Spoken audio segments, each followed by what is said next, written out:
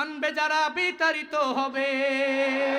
জোরকদমে সামনে চলো, বজ্র কণ্ঠে আওয়াজ তুলো, সবাই মিলে একই তালে দাও না স্লোগান, লিল্লাহে তাকবীর, নারায়ে তাকবীর, দিন ইসলাম, দিন ইসলাম, জিন্দাবাদ, জিন্দাবাদ। আল কোরআনের আলো সংসদে জালো, আল কোরআনের আলো, আল হাদিসের আলো, লিল্লাহে তাকবীর। ছুটে আয় শাহজালালের নির্ভীক সৈনিকেরা, খতম করো গুরু গোবিন্দের চেলা চামুন্ডাগুলা। ছুটে আয় শাহজালালের নির্ভীক সৈনিকেরা, খতম করো গুরু গোবিন্দের চেলা চামুন্ডাগুলা। ওলিদের এই ভূমিতে বিপ্লবেরই মশাল জ্বালা, ওলিদের এই ভূমিতে বিপ্লবেরই মশাল জ্বালা। ছুটে আয় শাহজালালের নির্ভীক সৈনিকেরা, খতম করো গুরু গোবিন্দের চেলা চামুন্ডাগুলা। শাহজালালের স্বপ্ন ছিল আল কোরআনের জ্বালবে আলো, শাহজালালের স্বপ্ন ছিল আল কোরআনের জ্বালবে আলো, সে আলো ছড়িয়ে দিতে বিপ্লবেরই মশাল জ্বালা।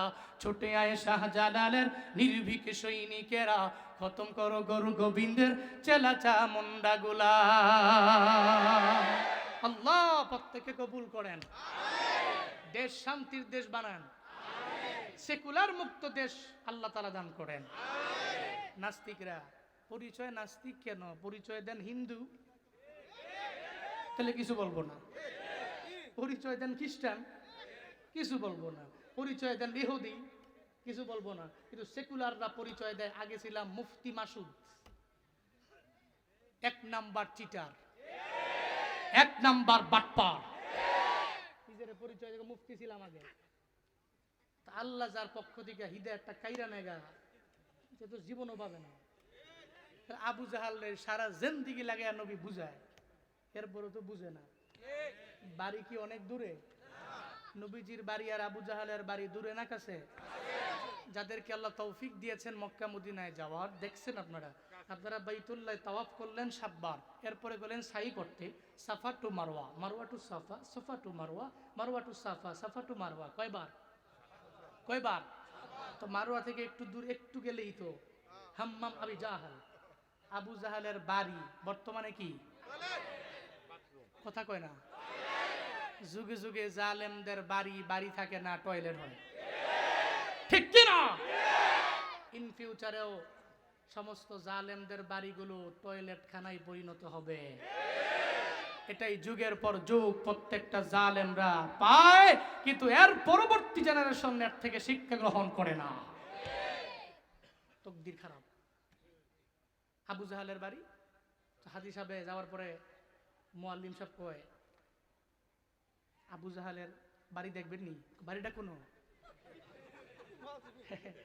হেজন ফার না খিচ্চালায় কয় না, বাড়ি তখন না, এটা হাম্মাম ওই যে সামনে। কোথায় আমার ব্যাগায় পড়ছে নগদ।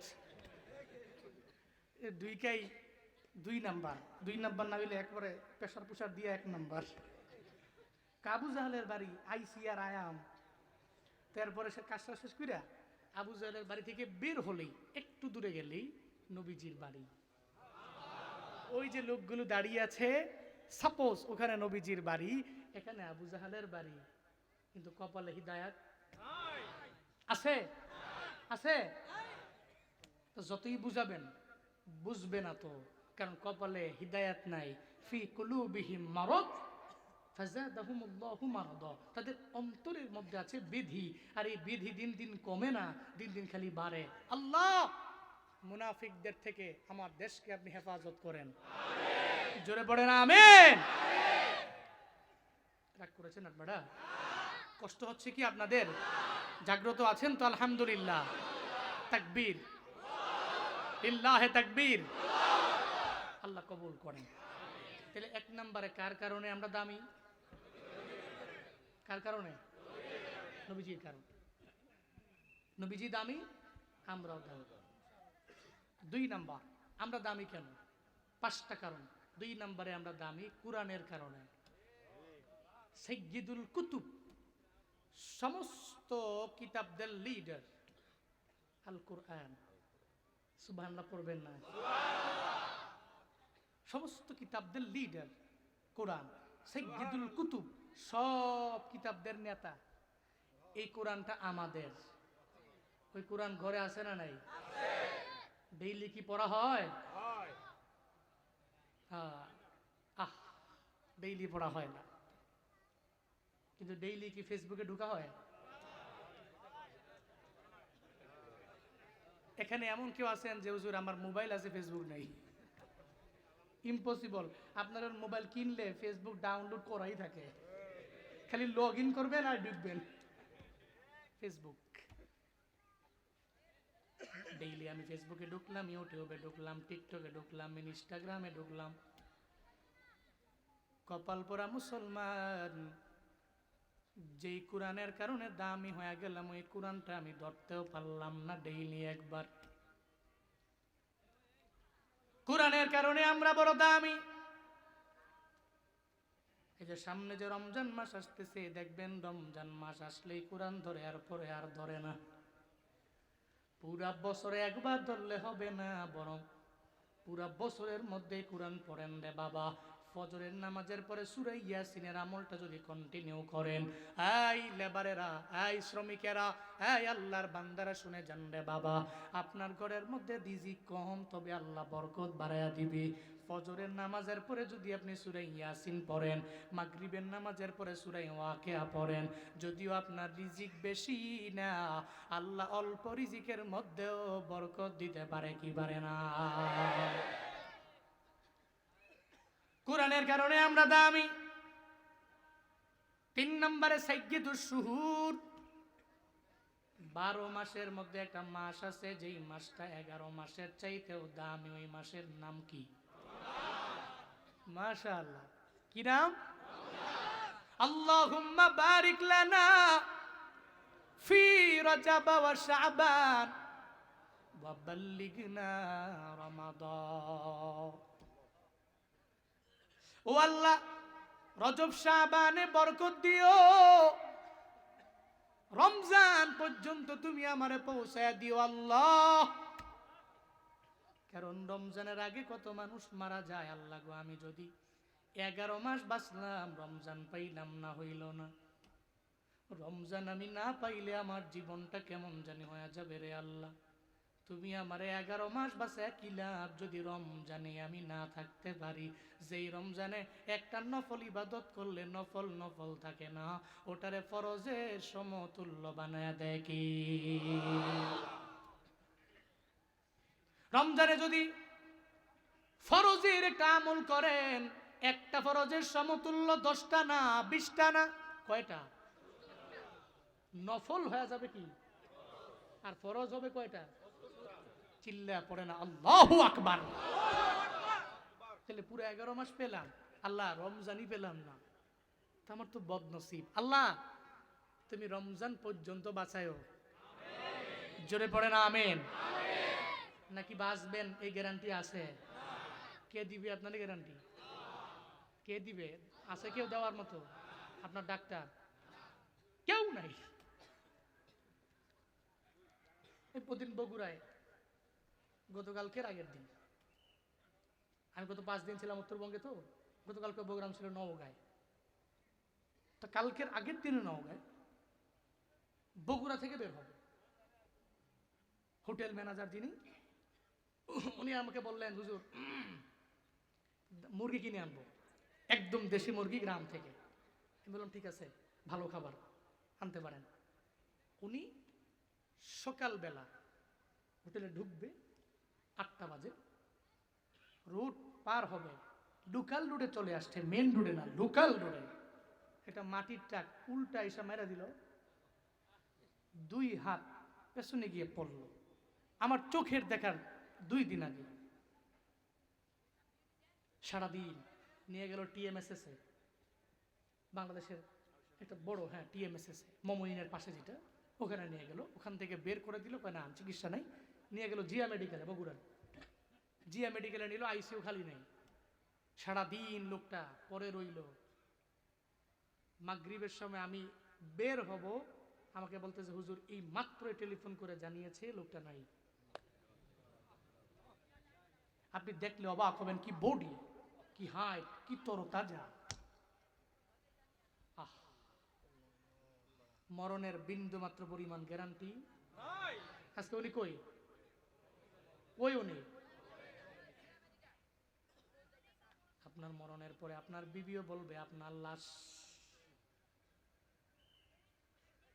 যেই বিবির জন্য সন্তানের জন্য এত পরিমাণে মায়া আপনার বাপ, মনে রাখবেন নিঃশ্বাসটা বের হয়েছে আর নিতে পারেন নাই, দুনিয়ার কাছে আপনার বডির বিন্দু মাত্র পরিমাণ দাম নাই রে বাপ।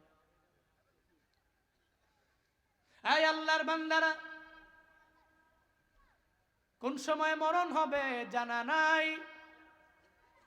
কেউ জানে না, আমার বাবাই জানে না, দাদাই জানে না, কেউ জানে না। আমি বয়ান শেষ করে ব্রাহ্মণবাড়িয়ায় যায় কালকে বয়ান ধরতে পারবো, এই ব্যাপারে গ্যারান্টি কেউ আমারে দিতে পারবে না রে বাপ। অ্যাক্সিডেন্টে কত মরণ দেখি আমরা, কত মানুষ মারা যায়, আমার চাইতে বেশি মরণ অ্যাক্সিডেন্টের লাইনে আপনারা দেখেন না বেশি। প্রতিদিন রাত লাশ, দুই রোডের ডিভাইডারে লাশ ফালায় রাখছে, লাশের মাথার মগজগুলো এক জায়গার মধ্যে পড়ে আছে, ব্লাড গুলো এক জায়গায় পড়ে আছে, একটা লুঙ্গি দিয়ে ঢেকে রাখছে, মাছি মশা গুলো উপরে বন বন করে। বহুত নজির প্রমাণ আছে রে, পরিবারটা পর্যন্ত জানে না, 1-1.5 ঘন্টা 2 ঘন্টা হয়ে গেল, সে লাশ হয়ে গেল, কারো জানা নাই। কোন সময় আমার মরণ হবে, কোথায় হবে আমি জানি না। বালিশের সঙ্গে একটু মাথাটা লাগায় চিন্তা কইরেন রে বাপ, 11 মাস যদি আপনি পান, রমজান না পাইলে তো লাভ হলো না। আল্লাহ গো, এতগুলা মানুষ নিয়ে তোমার দরবারে আবদার জানাইলাম আল্লাহ, যেখানে 40 জন থাকে একজন নাকি তুমি মুস্তাজাবুদ দাওয়া রাখো। আল্লাহ গো, যার হাত পছন্দ হয়, যেই মানুষের কথা পছন্দ হয়, তার হাতের উসিলায় রমজান পর্যন্ত আমাদের হায়াত বাড়াইয়া রমজানের রহমত মাগফিরাত নাজাত তুমি নসিব করে দাও, পড়েন আমিন।